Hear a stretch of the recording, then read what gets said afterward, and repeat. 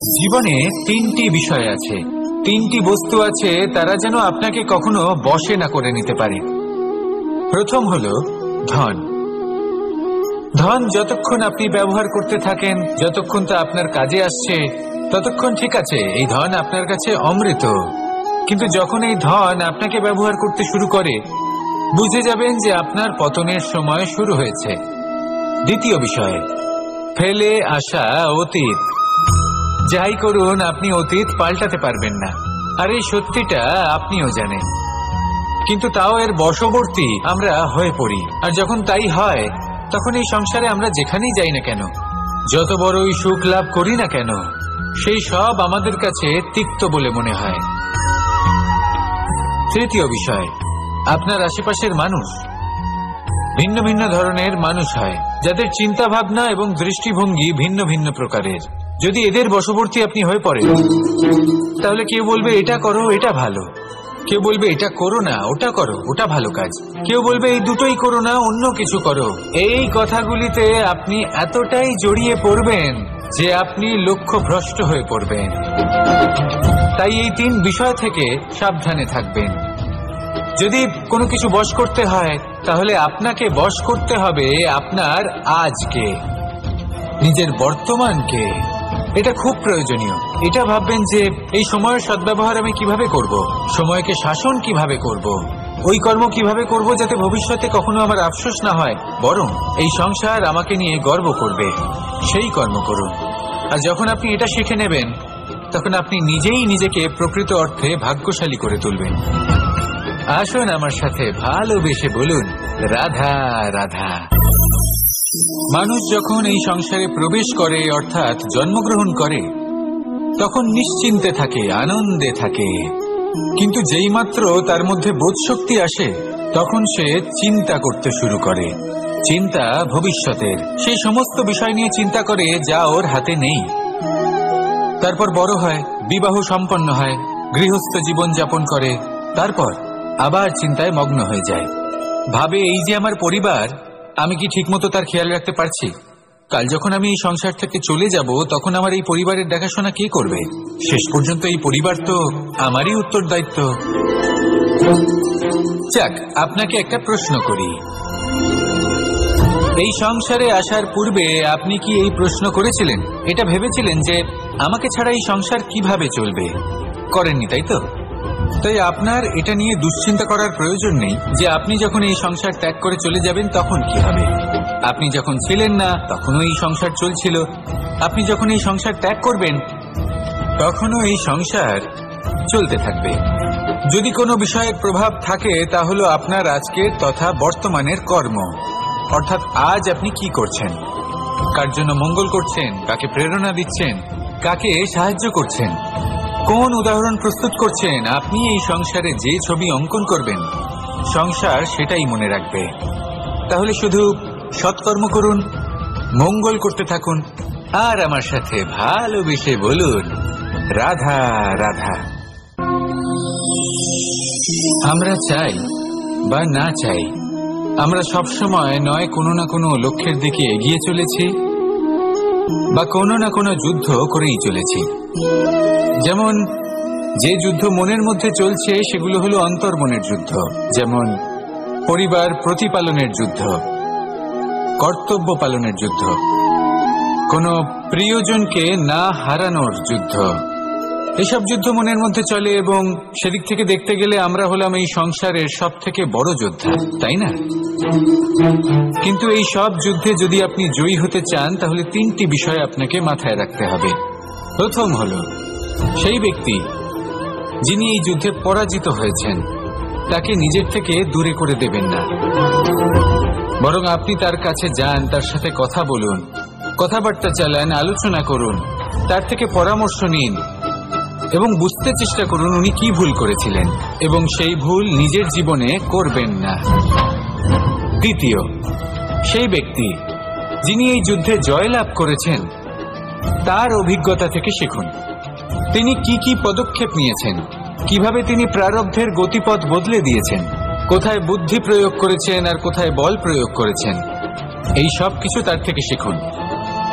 এবং তৃতীয়, আপনার নিজের বিবেক। তার কোনটা উচিত বোধ হচ্ছে, কোনটা অনুচিত বোধ হচ্ছে, সেটা বুঝে নিন। যদি এই তিনটি বিষয় আপনি বুঝতে পারেন, তাহলে ধরে নিন যে আপনি সাফল্যের পথে অগ্রসর হয়ে চলেছেন। আসুন আমার সাথে ভালোবেসে বলুন, রাধা রাধা। মানুষের জীবন হলো তার যাত্রা, এবং প্রত্যেকের জীবনযাত্রার লক্ষ্য হলো আলাদা।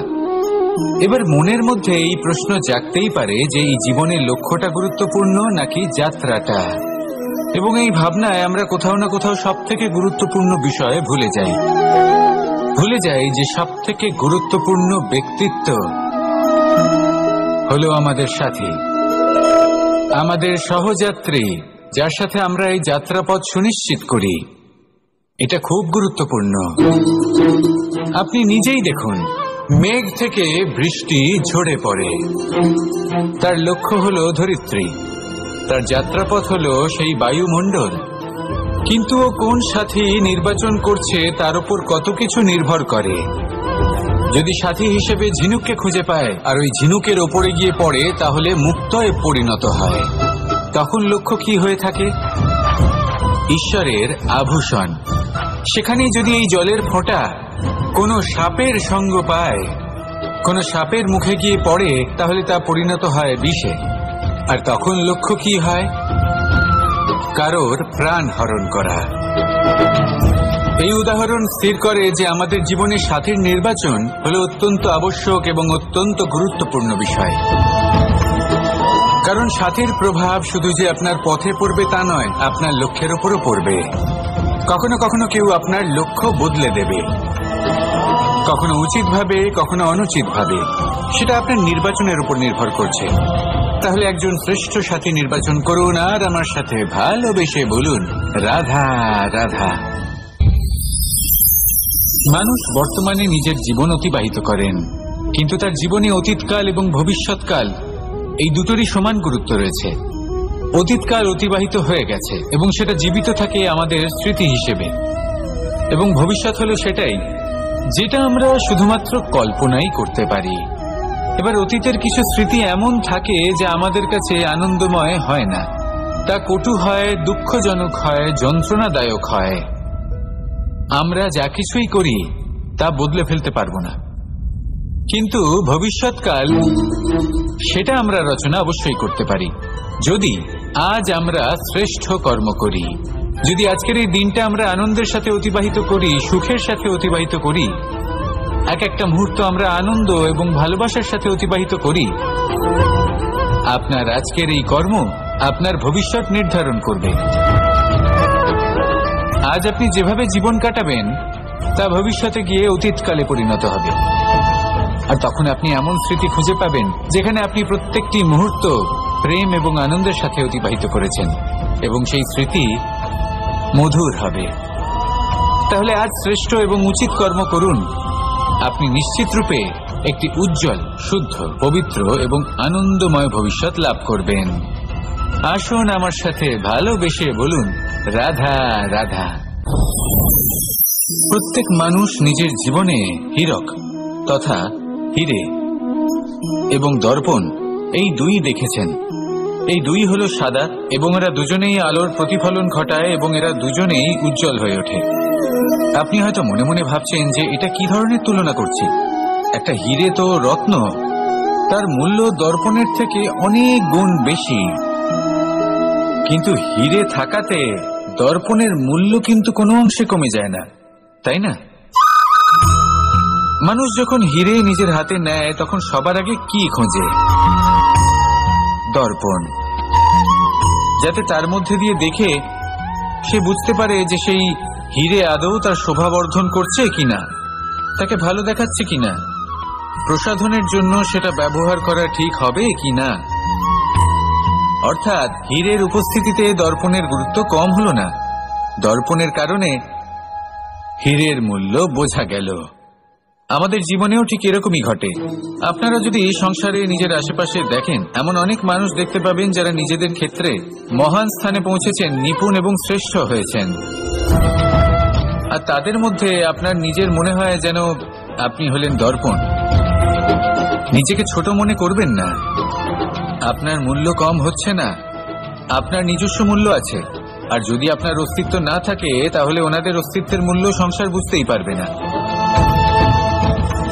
জীবনে সবসময় চেষ্টা করবেন যাতে আপনি আরো বেশি শ্রেষ্ঠ হয়ে উঠতে পারেন।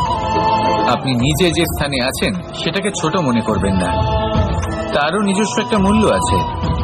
যদি আপনি হিরে হয়ে থাকেন তাহলে অহংকার করবেন না, যদি আপনি দর্পণ হয়ে থাকেন তাহলে নিজেকে ছোট মনে করবেন না।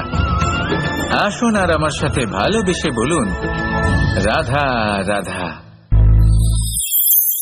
পাপ এবং পুণ্য, এই দুই হলো সংসারের এমন দুই বিন্দু যাকে কেন্দ্র করে এই সংসারের চক্র ঘুরতে থাকে। আমরা যদি কোনো কর্ম বিচার করি, হয় পুণ্য নয় পাপের দৃষ্টিভঙ্গি দিয়ে, এটা হয় পুণ্য না হলে পাপ।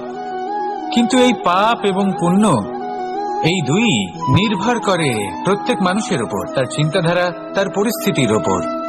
ধরুন এমন একজন মানুষ যিনি অনেক দিন ধরে বনে পথ হারিয়েছেন, অনেক দিন হয়তো উনি কোনো খাবার খাননি।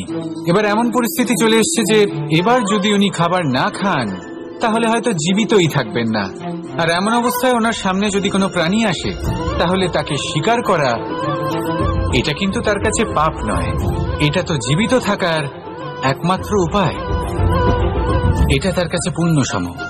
আর যদি আমি এমন একজন ব্যক্তির কথা বলি যিনি সরল, যিনি একটি সুখী, শান্ত, সুরক্ষিত জীবনযাপন করছেন, তার কাছে কিন্তু এটা পাপ। এইরকমই এই সংসারে ভিন্ন ভিন্ন পরিভাষা আছে পাপ এবং পুণ্যের। তার মধ্যে যদি আমি আপনাকে একটি সরল পরিভাষা দিই, সেটা হলো জীবনে যখনই কোনো কর্ম করবেন সেটা নিয়ে একটু ভেবে দেখুন যে এই যে কাজটা আমি করছি তার ফলে এই যে অন্য মানুষেরা আছেন এই সংসারে, তারা কি দুঃখ পাবেন? যদি তারা দুঃখ পান তাহলে সেটা পাপ। যদি আপনি এমন কোনো কর্ম করেন যার ফলে অন্যরা প্রসন্নতা লাভ করেন, তাদের মুখে হাসি ফুটে ওঠে, যদি তারা প্রেরিত হন, জীবনে সামনে এগোতে পারেন, তাদের বিকাশ হয়, তাহলে এটা হলো পুণ্য। তাই জীবনে সবসময় পুণ্য করতে থাকুন আর আমার সাথে ভালোবেসে বলুন, রাধা রাধা। তালা অনেক পুরনো একটা আবিষ্কার। যবে থেকে এই সংসারে বহুমূল্য বস্তু নির্মিত হয়েছে তবে থেকেই এই তালা নির্মাণ হয়েছে, তবে থেকে এর ব্যবহার করা হয়েছে, যাতে উচিত সময় এলে পরে আমরা আমাদের বহুমূল্য জিনিসগুলো সুরক্ষিত রাখতে পারি এবং সময় এলে পরে বের করে সেগুলি ব্যবহার করতে পারি। এবার একটা গুরুত্বপূর্ণ তথ্য আছে যেটা জানা অত্যন্ত গুরুত্বপূর্ণ, এবং সেটা হলো যে একটা তালা নির্মাণের পূর্বে তা খোলার যন্ত্র অর্থাৎ তার চাবিটি নির্মাণ করা হয়, এবং এটাই জীবনের খুব বড় একটা শিক্ষা প্রদান করে যায়। আমাদের জীবনে যখনই কোনো সমস্যা আসে তখন ভয়ভীত হওয়ার কোনো দরকার নেই, কারণ এই প্রকৃতি, এই ঈশ্বর এই সমস্যার সমাধান তথা এর চাবি আগে থেকেই নির্মাণ করে রেখে দিয়েছেন। শুধু দরকার হলো সেই সমস্যার ঊর্ধ্বে উঠে সেই সমাধান খুঁজে বের করা। মানুষ অনেক সময় সমস্যা দেখে ভীত হয়ে পড়েন, চিন্তিত হয়ে পড়েন, নিজের বিবেক হারিয়ে ফেলেন। আপনার শুধু এই মনকে শান্ত করা প্রয়োজন। এই শান্ত মনের সাথে এই সমস্যার নিবারণ খুঁজে নিতে হবে। তাই সমস্যা যতই তীব্র হোক না কেন ভয় পাওয়ার কোনো প্রয়োজন নেই। পরম শান্ত মনে সমাধান খুঁজে বের করুন। আসুন আমার সাথে ভালোবেসে বলুন, রাধা রাধা। এ হলো রামায়ণের সময়কালের কথা। সেতু নির্মাণ করার কাজ চলছিল। সমস্ত বানর সেনা এই কাজে নিযুক্ত হয়েছিলেন। বড় বড় পাথর তুলে নিয়ে এই বানর সেনা সমুদ্রে ফেলছিলেন। এই কাজ চলছিল। এমন সময় ছোট্ট একটা কাঠবিড়ালি এলো। ছোট ছোট মাটির ডেলা হাতে নিয়ে সাগরের কাছে যাচ্ছিল আর বড় বড় পাথরের পাশে রেখে দিচ্ছিল, যথাসম্ভব সেখানে রেখে আসছিল। সারা দিন ধরে সে এই পরিশ্রম করেই যাচ্ছিল। এবার শ্রীরাম তার এই কাজ দেখতে পেলেন। সেই ছোট্ট কাঠবিড়ালিটিকে নিজের হাতে তুলে নিলেন এবং অত্যন্ত ভালোবেসে তার পিঠে হাত বুলিয়ে দিলেন। কথায় আছে যে কাঠবিড়ালির পিঠে যে দাগ আছে সেই 3টি দাগ এসেছে শ্রী রামচন্দ্রের 3 আঙুলের থেকে। যে কাজ আপনি করছেন তাতে সমস্ত শক্তি প্রয়োগ করুন, যতটা আপনার সামর্থ্য রয়েছে, যতটা আপনার প্রতিভা রয়েছে, সম্পূর্ণভাবে উৎসর্গ করে দিন। ঠিক এমন ভাবে কর্ম করুন। সেই কাঠবিড়ালি কিন্তু তাই করেছিল, সেই জন্য শ্রীরামের সাথে সেও সেই কাহিনীতে অমর হয়ে গেছিল। সম্পূর্ণ শক্তি প্রয়োগ করুন, সম্পূর্ণ সামর্থ্যের সাথে কর্ম করুন, কারণ এটাই হলো শ্রেষ্ঠ পথ কোনো কর্ম করার। আসুন আমার সাথে ভালোবেসে বলুন, রাধা রাধা। মানুষের জন্ম কখনো তার ভবিষ্যৎ নির্ধারণ করতে পারে না।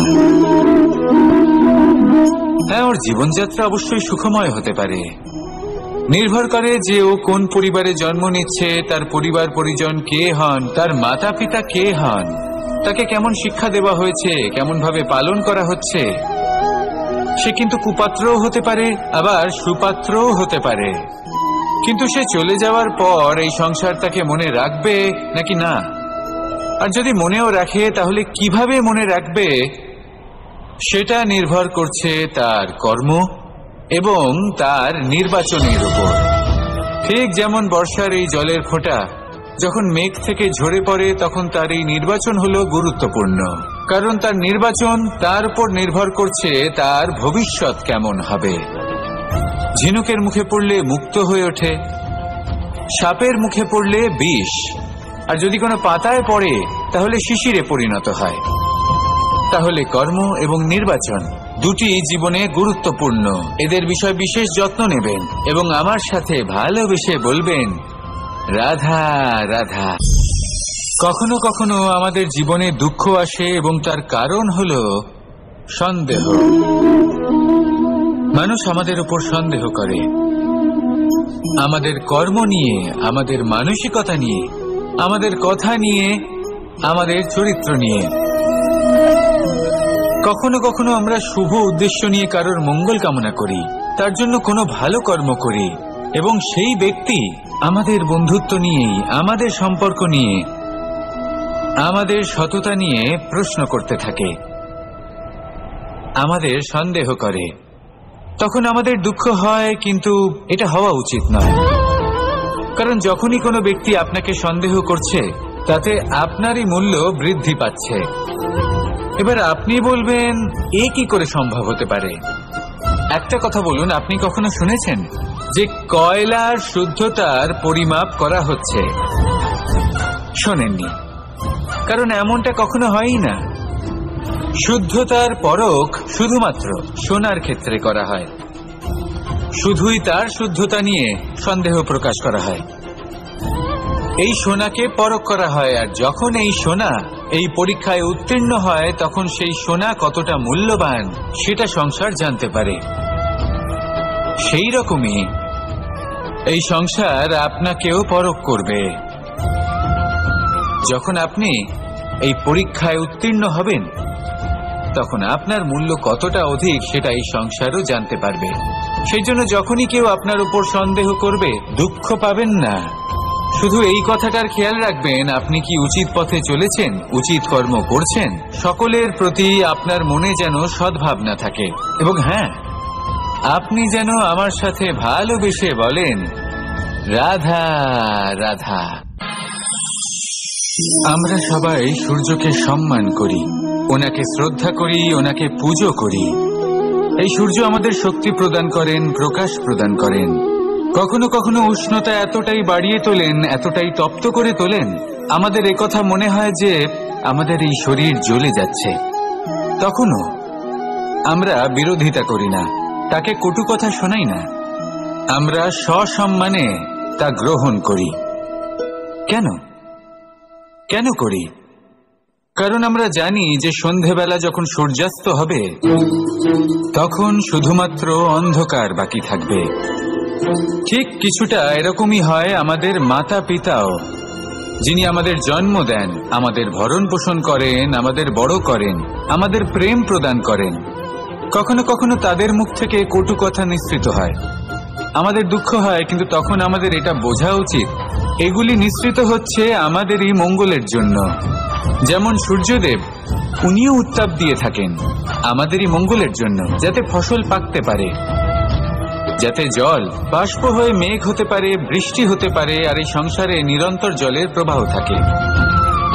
আমাদের মাতা পিতা, তাদের কঠোর আচরণ, তাদের কঠোর অনুশাসনের পেছনে লুকিয়ে থাকে ওনাদের ভালোবাসা। আমাদের তা বুঝতে হবে, সসম্মানে ওনাদের গ্রহণ করতে হবে।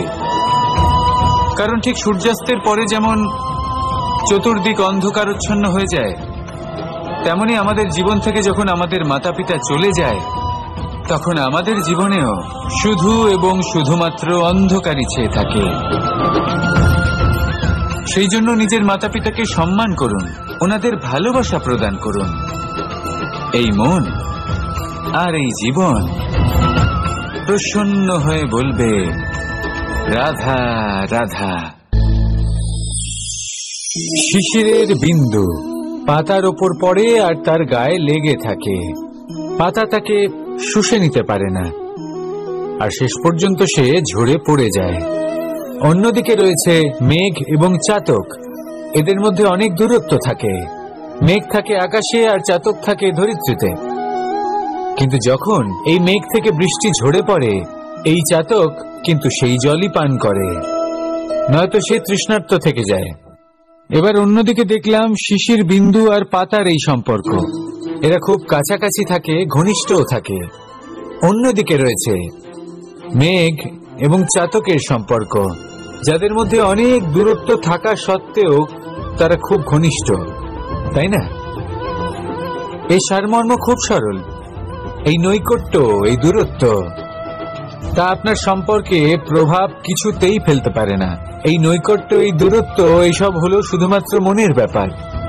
কখনো আপনি অনুভব করেছেন আপনি কারোর থেকে অনেক অনেক দূরে আছেন, অনেক দূরে আছেন, তাও সেই ব্যক্তির প্রতি আপনি টান অনুভব করেন। সেখানে আপনি কারোর সাথে প্রত্যেক দিন অতিবাহিত করেন, সমস্ত জীবন অতিবাহিত করেন, সব থেকে বেশি সময় তার সাথে অতিবাহিত করেন, তাও তার প্রতি সেই টান অনুভব করেন না। এই সংকেত হলো মনের দূরত্বের। তাহলে মনের এই দূরত্ব দূর করুন আর আমার সাথে ভালোবেসে বলুন, রাধা রাধা।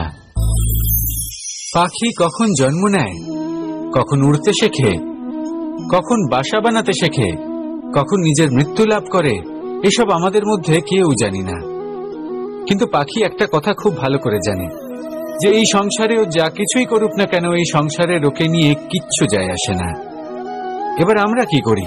কোনো কাজ করার আগে আমরা এটা ভাবি যে এই সংসার যদি আমাকে দেখে ফেলে, তাহলে কে জানে এই সংসার কি ভাববে, আমার প্রতিচ্ছবি কেমন তৈরি হবে কে জানে, কে জানে কি হবে, আদি ইত্যাদি। এই সব ভাবনায় আমরা মগ্ন হয়ে যাই। কিছুটা এমন ভাবে মগ্ন হই যে বর্তমানের কর্মের এই জীবনের যাত্রাপথে সেই সময়ের আনন্দ উপভোগ করতে ভুলে যাই। এবার দেখুন একটা পাখি কি করে। ওর কর্ম হলো গান গেয়ে চলা। ওই পাখি গেয়ে চলে, কেউ ওর গান শুনুক বা না শুনুক, কেউ আদৌ শুনছে কিনা সেই বিষয়টা নিয়ে সেই পাখির কিছুই যায় আসে না। সেই পাখি নিজের কর্ম করতে থাকে। হয়তো সেই জন্যই আপনি কখনো কোনো পাখিকে কাঁদতে দেখবেন না। এরকমই আপনাকে নিজেকে গড়ে তুলতে হবে। প্রথমে নিজেকে জিজ্ঞেস করুন, এই যে কর্ম আমি করতে চলেছি সেটা কি উচিত? যদি আপনার মনে হয় সেটা উচিত, তাহলে সেটা প্রমাণ করুন। এটা ভাববেন না যে এই সংসার কি ভাববে। আসুন আর আমার সাথে ভালোবেসে বলুন, রাধা রাধা। আজ আমি আপনাকে একটা ছোট্ট কাহিনী শোনাবো। এটা কোনো এক সময়ের কথা। দুজন বোন জাঁতাকলে গম পেশাই করছিলেন, আর ওনাদের মধ্যে যিনি ছোট ছিলেন তিনি সময় সময় সেখান থেকে ছোট ছোট দানা তুলে খাচ্ছিলেন এবং বিষয়টা উপভোগ করছিলেন। এবার দেখতে দেখতে গম পেশাই সমাপ্ত হলো। এবার পেশাই করা গম নিয়ে সেই দুজন বোন বাড়ি ফিরে আসছিলেন, এবং তাদের ফেরার পথে হঠাৎ করে কোথাও থেকে একটি বাছুর চলে এলো। এই দুই বোন ভয়ভীত হয়ে গেলেন, আর তাদের হাত থেকে সেই আটা পড়ে গেল, মাটিতে মিশে গেল। এবার এই পুরো ঘটনাক্রমে যদি কারোর বিন্দুমাত্র লাভ হয়ে থাকে, বিন্দুমাত্র আনন্দ পেয়ে থাকে, তাহলে সে কে? সেই ছোট বোন, যিনি মাঝে মাঝেই গমের দানা তুলছিলেন এবং খাচ্ছিলেন। কিছুটা হলেও উনি আনন্দ লাভ করেছিলেন। এবার এরকমই হলো আমাদের জীবনে ভক্তি এবং ভালোবাসা সংক্রান্ত বিষয়। মানুষ নিজের জীবনের দৈনিক কাজে এতটাই ব্যস্ত হয়ে পড়েন, প্রত্যেকদিন শুধু কাজ কাজ কাজ কাজ করতে থাকেন, আর তাতে ভক্তি এবং ভালোবাসার জন্য সময় বার করতেই পারেন না। দেখুন, জীবনে ভক্তি আর প্রেমের এই যে ছোট ছোট মুহূর্ত আছে, এগুলো যদি আপনি যাপন করতে পারেন তাহলে তাতেই আপনি তৃপ্তি লাভ করবেন। বাকি সবই আপনার ব্যর্থ বলেই মনে হবে। জীবনে যখনই আপনি কোনো কাজ করবেন, ঈশ্বরের প্রতি সমর্পিত হয়ে সেই কাজ করুন। আর যখনই সময় পাবেন, তাহলে সেই সময় নিজের আপনজনদের দিন। যাদের আপনি ভালোবাসেন তাদের প্রতি যত্নবান হন, তাদের শুভাকাঙ্ক্ষী হন। এই প্রেম আর ভক্তির ছোট ছোট মুহূর্তগুলো আপনার জীবনকে চরিতার্থ করে তুলবে। আসুন আমার সাথে ভালোবেসে বলুন, রাধা রাধা। জীবনে তিনটি বিষয় আছে, তিনটি বস্তু আছে, তারা যেন আপনাকে কখনো বশে না করে নিতে পারে। প্রথম হলো ধন। ধন যতক্ষণ আপনি ব্যবহার করতে থাকেন, যতক্ষণ তা আপনার কাজে আসছে, ততক্ষণ ঠিক আছে, এই ধন আপনার কাছে অমৃত। কিন্তু যখন এই ধন আপনাকে ব্যবহার করতে শুরু করে, বুঝে যাবেন যে আপনার পতনের সময় শুরু হয়েছে।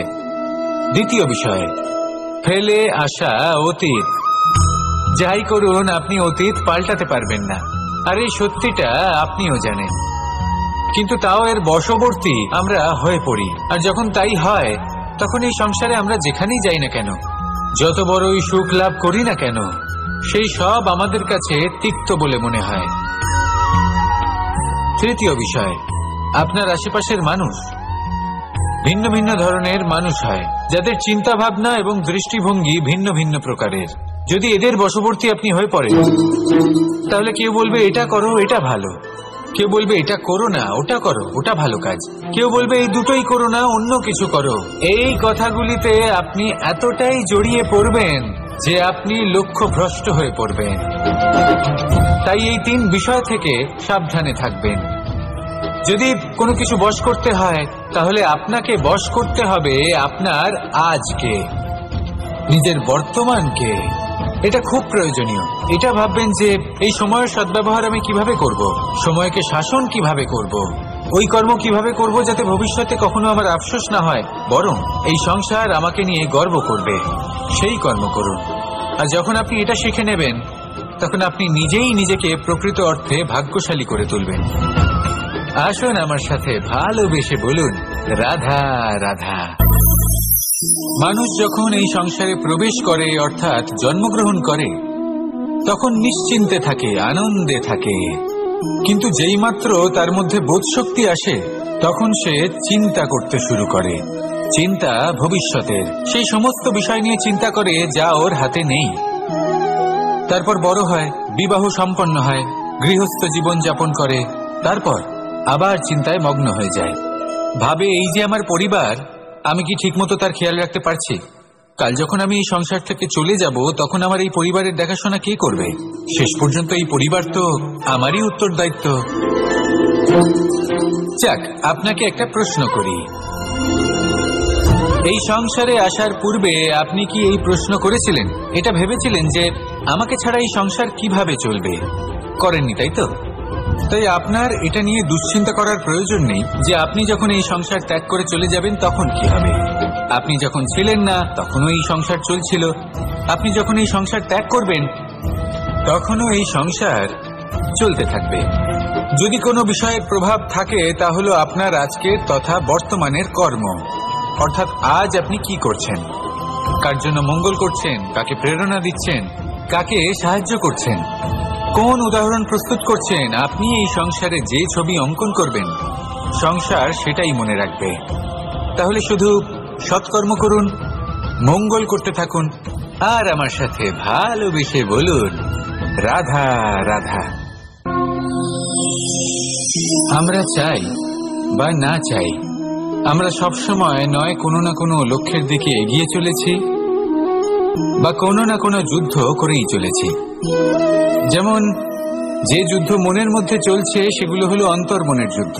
যেমন পরিবার প্রতিপালনের যুদ্ধ, কর্তব্য পালনের যুদ্ধ, কোনো প্রিয়জনকে না হারানোর যুদ্ধ, এসব যুদ্ধ মনের মধ্যে চলে এবং সেদিক থেকে দেখতে গেলে আমরা হলাম এই সংসারের সব থেকে বড় যোদ্ধা, তাই না?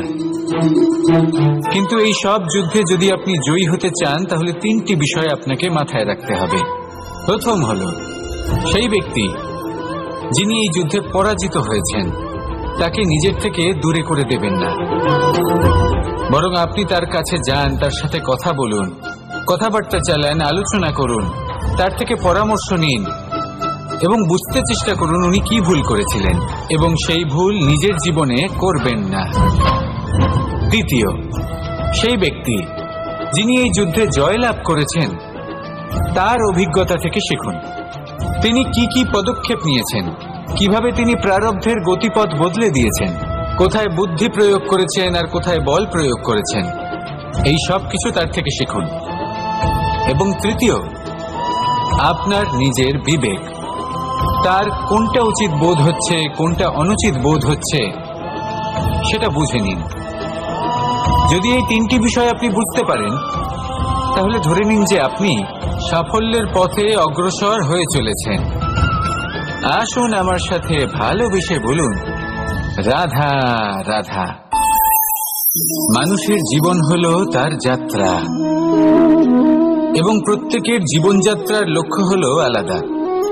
এবার মনের মধ্যে এই প্রশ্ন জাগতেই পারে যে এই জীবনের লক্ষ্যটা গুরুত্বপূর্ণ নাকি যাত্রাটা, এবং এই ভাবনায় আমরা কোথাও না কোথাও সব থেকে গুরুত্বপূর্ণ বিষয়ে ভুলে যাই যে সব থেকে গুরুত্বপূর্ণ ব্যক্তিত্ব হলো আমাদের সাথী, আমাদের সহযাত্রী, যার সাথে আমরা এই যাত্রাপথ সুনিশ্চিত করি।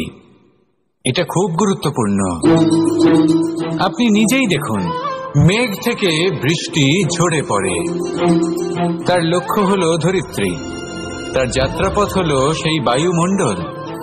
কিন্তু ও কোন সাথী নির্বাচন করছে তার উপর কত কিছু নির্ভর করে। যদি সাথী হিসেবে ঝিনুককে খুঁজে পায় আর ওই ঝিনুকের ওপরে গিয়ে পড়ে তাহলে মুক্তয়ে পরিণত হয়। তখন লক্ষ্য কি হয়ে থাকে? ঈশ্বরের আভূষণ। সেখানেই যদি এই জলের ফোঁটা কোনো সাপের সঙ্গ পায়, কোনো সাপের মুখে গিয়ে পড়ে, তাহলে তা পরিণত হয় বিষে। আর তখন লক্ষ্য কি হয়? কারোর প্রাণ হরণ করা। এই উদাহরণ স্থির করে যে আমাদের জীবনে সাথীর নির্বাচন হলো অত্যন্ত আবশ্যক এবং অত্যন্ত গুরুত্বপূর্ণ বিষয়। কারণ সাথীর প্রভাব শুধু যে আপনার পথে পড়বে তা নয়, আপনার লক্ষ্যের উপরও পড়বে। কখনো কখনো কেউ আপনার লক্ষ্য বদলে দেবে, কখনো উচিতভাবে, কখনো অনুচিতভাবে। সেটা আপনার নির্বাচনের উপর নির্ভর করছে। তাহলে একজন শ্রেষ্ঠ সাথী নির্বাচন করুন আর আমার সাথে ভালোবেসে বলুন, রাধা রাধা। মানুষ বর্তমানে নিজের জীবন অতিবাহিত করেন, কিন্তু তার জীবনে অতীতকাল এবং ভবিষ্যৎকাল এই দুটোরই সমান গুরুত্ব রয়েছে। অতীতকাল অতিবাহিত হয়ে গেছে এবং সেটা জীবিত থাকে আমাদের স্মৃতি হিসেবে, এবং ভবিষ্যৎ হলো সেটাই যেটা আমরা শুধুমাত্র কল্পনাই করতে পারি। এবার অতীতের কিছু স্মৃতি এমন থাকে যা আমাদের কাছে আনন্দময় হয় না, তা কটু হয়, দুঃখজনক হয়, যন্ত্রণাদায়ক হয়। আমরা যা কিছুই করি তা বদলে ফেলতে পারবো না, কিন্তু ভবিষ্যৎকাল সেটা আমরা রচনা অবশ্যই করতে পারি যদি আজ আমরা শ্রেষ্ঠ কর্ম করি। যদি আজকের এই দিনটা আমরা আনন্দের সাথে অতিবাহিত করি, সুখের সাথে অতিবাহিত করি, এক একটা মুহূর্ত আমরা আনন্দ এবং ভালোবাসার সাথে অতিবাহিত করি, আপনার আজকের এই কর্ম আপনার ভবিষ্যৎ নির্ধারণ করবে। আজ আপনি যেভাবে জীবন কাটাবেন তা ভবিষ্যতে গিয়ে অতীতকালে পরিণত হবে। আর তখন আপনি এমন স্মৃতি খুঁজে পাবেন যেখানে আপনি প্রত্যেকটি মুহূর্ত প্রেম এবং আনন্দের সাথে অতিবাহিত করেছেন, এবং সেই স্মৃতি মধুর হবে। তাহলে আজ শ্রেষ্ঠ এবং উচিত কর্ম করুন। আপনি নিশ্চিত রূপে একটি উজ্জ্বল, শুদ্ধ, পবিত্র এবং আনন্দময় ভবিষ্যৎ লাভ করবেন। আসুন আমার সাথে ভালোবেসে বলুন, রাধা রাধা। প্রত্যেক মানুষ নিজের জীবনে হীরক তথা হিরে এবং দর্পণ এই দুই দেখেছেন। এই দুই হলো সাদা এবং এরা দুজনেই আলোর প্রতিফলন ঘটায় এবং এরা দুজনেই উজ্জ্বল হয়ে ওঠে। আপনি হয়তো মনে মনে ভাবছেন যে এটা কি ধরনের তুলনা করছি, একটা হিরে তো রত্ন, তার মূল্য দর্পণের থেকে অনেক গুণ বেশি, কিন্তু হিরে থাকাতে দর্পণের মূল্য কিন্তু কোনো অংশে কমে যায় না, তাই না? মানুষ যখন হিরে নিজের হাতে নেয় তখন সবার আগে কি খোঁজে?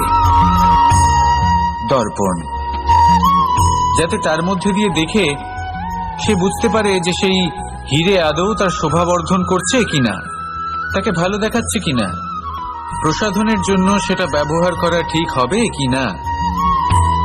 অর্থাৎ হীরের উপস্থিতিতে দর্পণের গুরুত্ব কম হলো না, দর্পণের কারণে হীরের মূল্য বোঝা গেল। আমাদের জীবনেও ঠিক এরকমই ঘটে। আপনারা যদি সংসারে নিজের আশেপাশে দেখেন, এমন অনেক মানুষ দেখতে পাবেন যারা নিজেদের ক্ষেত্রে মহান স্থানে পৌঁছেছেন, নিপুণ এবং শ্রেষ্ঠ হয়েছেন, আর তাদের মধ্যে আপনার নিজের মনে হয় যেন আপনি হলেন দর্পণ। নিজেকে ছোট মনে করবেন না, আপনার মূল্য কম হচ্ছে না, আপনার নিজস্ব মূল্য আছে, আর যদি আপনার অস্তিত্ব না থাকে তাহলে ওনাদের অস্তিত্বের মূল্য সংসার বুঝতেই পারবে না। জীবনে সবসময় চেষ্টা করবেন যাতে আপনি আরো বেশি শ্রেষ্ঠ হয়ে উঠতে পারেন। আপনি নিজে যে স্থানে আছেন সেটাকে ছোট মনে করবেন না, তারও নিজস্ব একটা মূল্য আছে। যদি আপনি হিরে হয়ে থাকেন তাহলে অহংকার করবেন না, যদি আপনি দর্পণ হয়ে থাকেন তাহলে নিজেকে ছোট মনে করবেন না। আসুন আর আমার সাথে ভালোবেসে বলুন, রাধা রাধা। পাপ এবং পুণ্য, এই দুই হলো সংসারের এমন দুই বিন্দু যাকে কেন্দ্র করে এই সংসারের চক্র ঘুরতে থাকে। আমরা যদি কোনো কর্ম বিচার করি, হয় পুণ্য নয় পাপের দৃষ্টিভঙ্গি দিয়ে, এটা হয় পুণ্য না হলে পাপ।